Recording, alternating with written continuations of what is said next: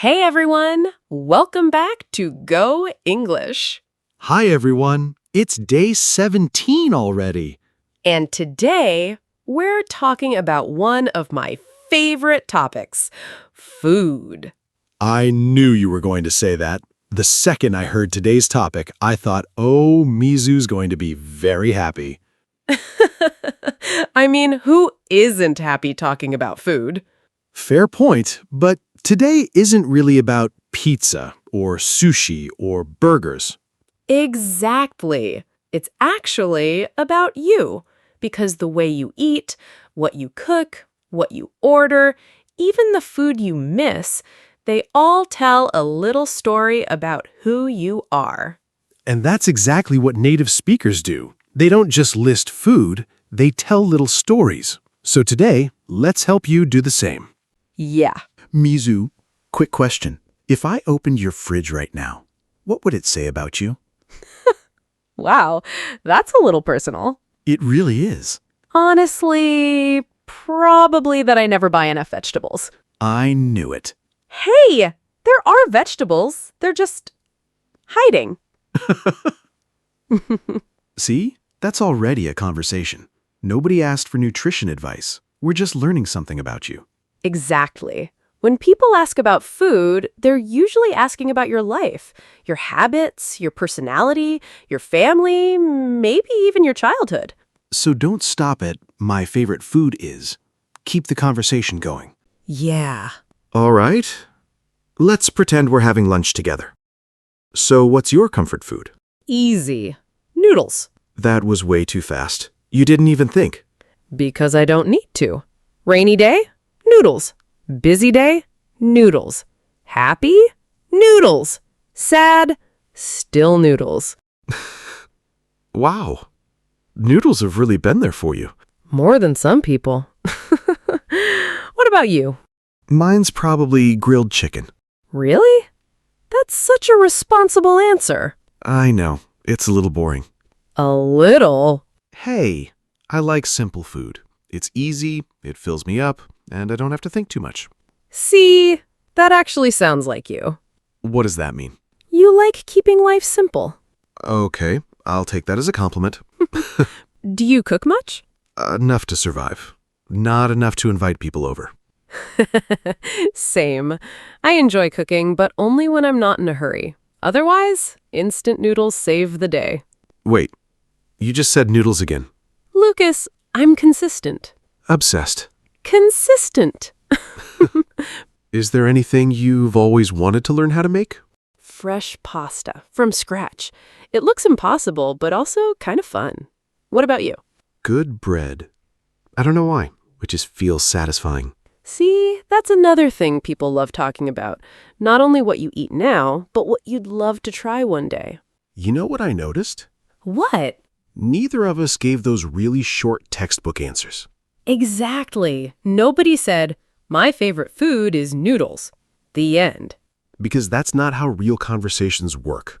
Someone says one thing, the other person reacts, asks another question, shares another story, and before you know it, you're still talking. That's why people sometimes think, I don't have enough English, but actually, they stop too early. Exactly. One more sentence can completely change the conversation. All right, Lucas, what's your favorite food? Don't give me the perfect answer. Just answer naturally. Easy. Probably ramen. Just that? Come on. I know you can tell me more. Okay, my favorite food is ramen because it's warm, comforting, and every bowl tastes a little different. I usually eat it on weekends after a long week. See? Now I can actually imagine you. But I'm curious, do you cook it or do you always eat out? Honestly, I almost never make ramen from scratch.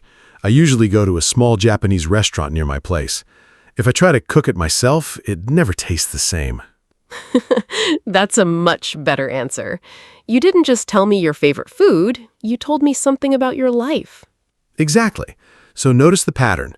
Start with the answer, my favorite food is, then explain why, because, then add a real detail. I usually eat it, I always, I never.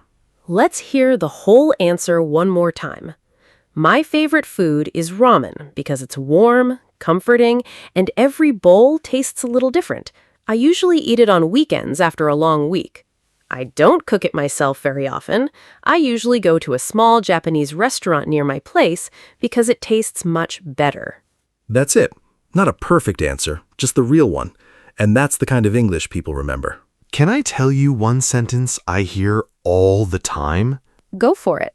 I like pizza. Poor pizza. It has to carry every English conversation. Exactly. There's nothing wrong with it, but let's make it sound a little more like you. Instead of saying, I like spicy food, try the spicier, the better. Instead of I eat healthy, try I'm trying to eat a little healthier these days. It sounds more natural and, honestly, more believable. Instead of I'm bad at cooking, try let's just say I'm better at eating than cooking. I love that one.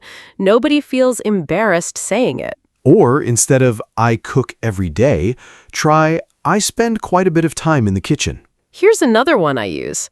Instead of it's my favorite food, sometimes I just say I never get tired of it.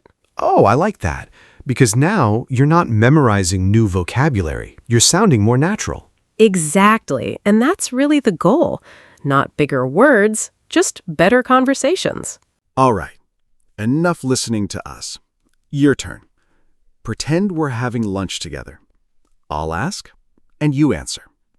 Ready? What's one food you never get tired of? Nice. Now, don't stop there. Tell us why. Great. Now, do you usually cook, or does someone else cook at home? Interesting. Keep going. Tell us what you're actually like in the kitchen. One last question. What's one dish you've always wanted to learn how to make? And don't forget, tell us why.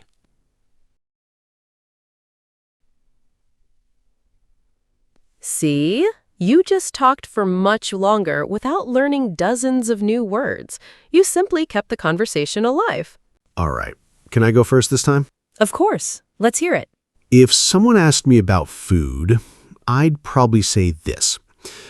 I'm a big fan of simple food. Nothing too fancy. Grilled chicken, rice, vegetables. I'm happy. I usually cook a few times a week because it's quicker and I know exactly what I'm eating. That said, I'm definitely not one of those people who spends hours in the kitchen. If dinner takes 20 minutes, I'm already impressed. One thing I'd really like to learn is how to bake good bread. There's something really satisfying about making it from scratch. And honestly, I think food isn't just about eating.